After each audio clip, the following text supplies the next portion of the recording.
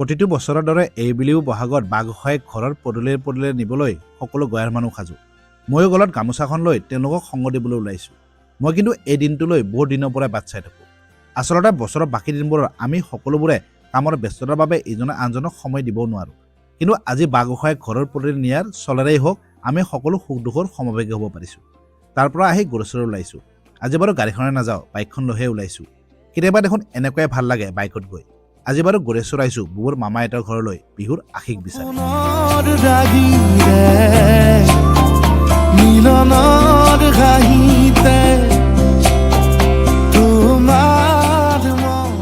অসমীয়া নৱবৰ্ষৰ আৰম্ভণিতে নতুন কুঁহিপাতৰ দৰে নতুন নতুন সম্পৰ্কবোৰো লাহে লাহে জীপাল হ'বলৈ গৈ আছে।